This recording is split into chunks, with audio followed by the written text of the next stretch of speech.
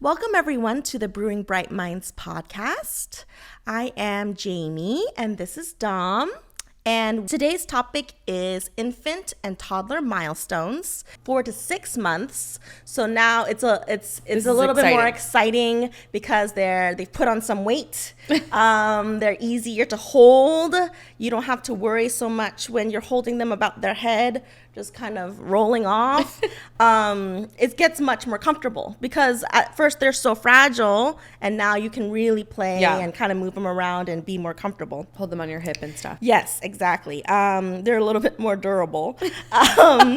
So motor skills wise, super exciting. Now they will reach for objects. They see what they want. They're going to go for it. They're going to reach for those objects.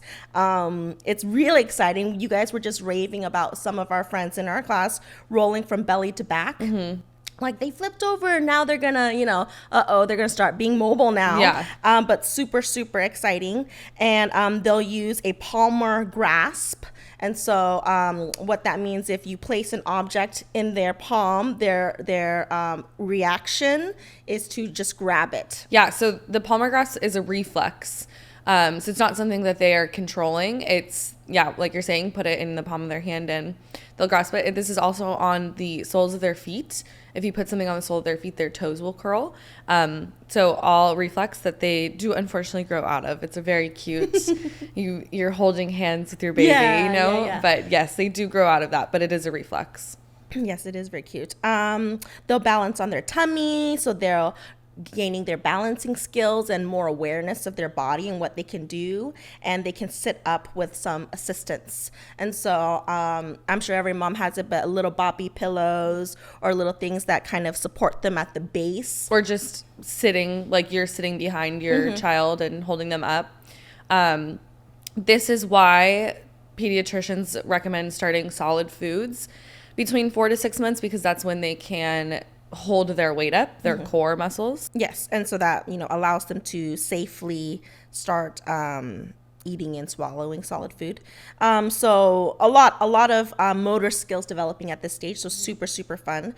Cognitively, they start having clearer vision, and so you'll kind of see, as they develop, they'll become more aware and they'll see you more clearly, so they'll recognize you more and be more excited when they see you or a familiar face, so you can tell. They enjoy peekaboo, which is super fun, and they're gaining that understanding of that cause and effect of playing peekaboo. They can start using their sense of smell, which is super exciting. And to me, this was really fun because when they start enjoying food and looking forward to certain meals, that's so fun. That's something that you can bond over and something to get excited about together. I know, yeah, and I know some parents get really excited about making homemade purees. Mm-hmm. And whatever, you gave your son that in the infant room. He had... Yes.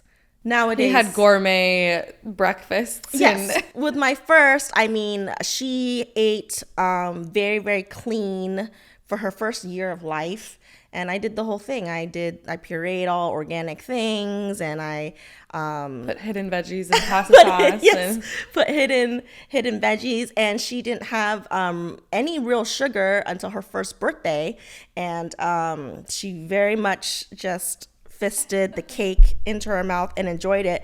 But to me, I'm like, she's gonna have a lifetime of eating whatever she wants. Let's be as clean as possible in the early years, and they get excited. They get excited about food, and you can kind of see as they have more skills and become more independent, even the sense of, look, I get to eat, food. They get excited. They're gaining a sense of independence. They want to do what they see you do, so it gets really exciting. It's also a good sensory experience. Yes, exactly. And then they also learn object permanence.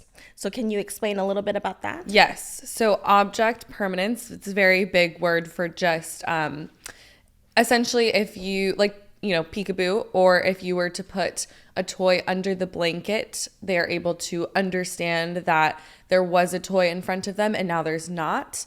And they understand they can either, go look for it. Mm-hmm. They watched you put it under the blanket, so they can understand, oh, let me pull up the blanket and there it is. Or they go hunt for it. Mm-hmm. But yes, just essentially knowing that there was an object and now it's gone. Where did it go? How do I get it back? Mm-hmm, mm-hmm. Great. So then the beginning of those reasoning skills. Yes. So that's and also super cause and exciting. effect, like you were saying. And that is so important to develop early on. I think with what I do, I know this is at the infant level, but you're just building foundations. So the earlier you're setting foundations, and even in terms of basic reasoning skills and motor skills and language skills, that builds for a lifetime. So as a new parent or a seasoned parent, knowing these milestones helps you keep them on track for, everything and beyond. This is also a little far-fetched, but practicing object permanence so early on, it can help with separation anxiety, because if you're practicing it, frequently, that there was an object and now it's gone. If you were to do that at 10 months old, the baby could be like scared, like, where did it go? Like, what happened, and that could be the same, like you're playing with baby and then mom walks out of the room and then baby is saying, where did mom go? Let me go look for her. And again, that's a little bit more than just like hiding a toy under the blanket. But practicing it so early on could help with separation anxiety later down the line. Absolutely. If you're building those reasoning skills and you're building those critical thinking skills, then they start to make connections early on. That's all that it is. You want to give them those foundational understandings to build stronger connections. Yeah. And they'll build it quick. The sooner you give them that foundation, they'll build it quick. Socially and emotionally, 4 to 6 month old babies will show excitement. So it's really, really fun because they'll play with you, they'll get excited, you'll kind of figure out the games that help that make them happy and giggly. You'll get all those good pictures, of them giggling. That's what all parents want. You want to be able to snap those pictures.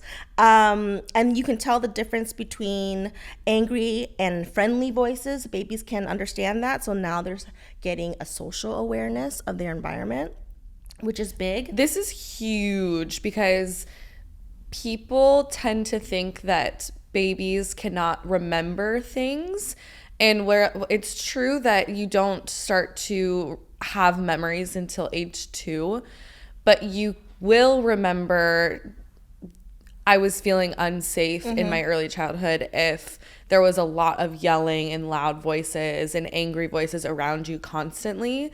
You kind of grow up with that feeling. Yes. And you may not remember why. Of course, you're not going to remember what was said or what was done or who was yelling or anything, but you do hold on to that feeling.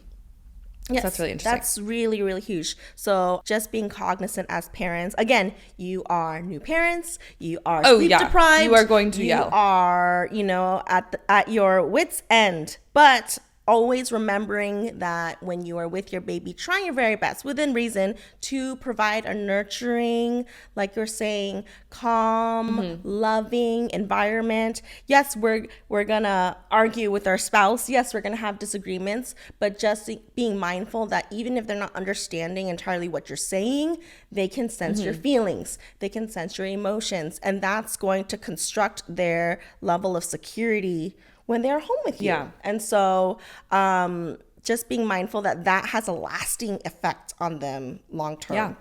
So being cognizant of that.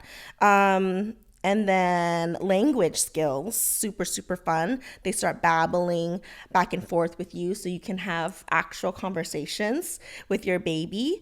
They love music. My kids, when they heard music, started dancing immediately. And so you can really introduce music early on in the womb to when they come out. Yeah. And then they'll start recognizing their own name as well, which is super, super exciting. So you really can do a lot more with your baby at this at this stage. They're much more interactive, and they'll kind of give you that response that you want more so that you feel like you have a little baby human. Yeah, a little bit more exciting than the newborn phase.